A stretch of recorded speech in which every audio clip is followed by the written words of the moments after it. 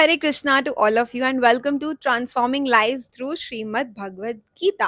तो मेरे साथ ना ज़िंदगी में 1-2 बार ऐसा हुआ है जब मैंने कुछ लोगों को देखा है कि उनके साथ कुछ गलत हो रहा है, लोग उनके साथ कुछ अधर्म हो रहा है, लोग उनके साथ कुछ गलत कर रहे हैं लेकिन वो चुपचाप उसे सह रहे हैं, कुछ बोलते नहीं हैं। और जब मैं उन्हें ये कहने की कोशिश करती थी कि आपको अपने लिए स्टैंड लेना चाहिए, अपने लिए बोलना चाहिए, चुप नहीं रहना चाहिए, तो वो मुझे सामने से जवाब आता था कि वो मुझे बोलते थे कि नहीं अभी ज़िंदगी शांति से चल रही है, चलने दो, ज़्यादा टैटे नहीं करनी चाहिए, बोलना नहीं चाहिए, क्यों शांति भंग करनी, जो हो रहा है होने दो एंड ब्ला ब्ला। मैं भी ऐसी जगह से आती हूँ, एक पॉइंट पे 2-3 साल पहले मैं भी ऐसी थी, जब मैं सोचती थी कि यार शांति से चलने दो, छोड़ो, कोई कुछ भी करते जा रहा है, मैं कभी अपने लिए नहीं बोलती थी। लेकिन जब मैं स्पिरिचुअली आगे बढ़ी, अपनी ज़िंदगी में मेडिटेशन करने लगी, भगवान से जुड़ने लगी, तो मुझे मन में कहीं न कहीं आता था कि यार सहना तो नहीं चाहिए होगा।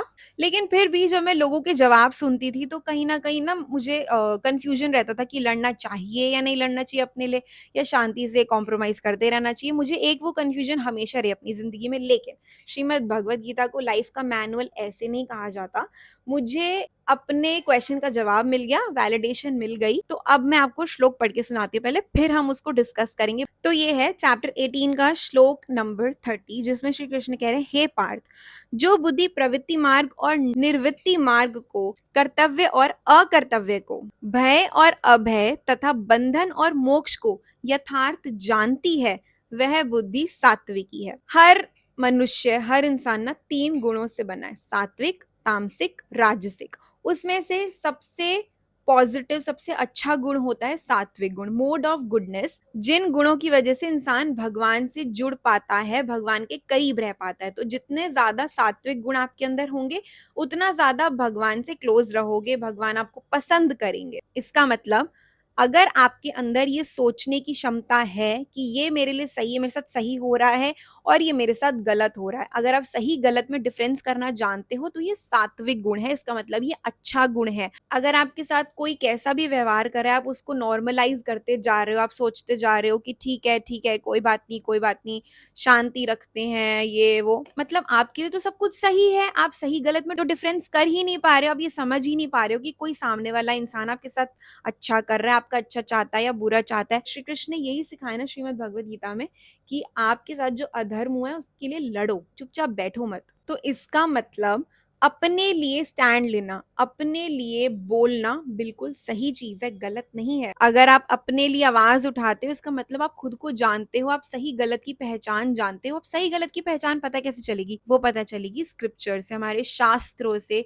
श्री भगवान ने हमें क्या क्या बोला, क्या क्या सिखाया, हमें उससे पता चलेगा कि सही और गलत क्या है। उसके लिए आपको श्रीमद् भगवद गीता पढ़नी चाहिए। अगर आप चुप रह के अपने दूसरे इंसान को खुश रखने के लिए आप अपने ऊपर जुल्म सहते जा रहे हो, अपने साथ बुरा करते जा रहे हो, तो आप अपने साथ बहुत बड़ा अन्याय कर रहे हो, अपने साथ बहुत बड़ा अधर्म कर रहे हो।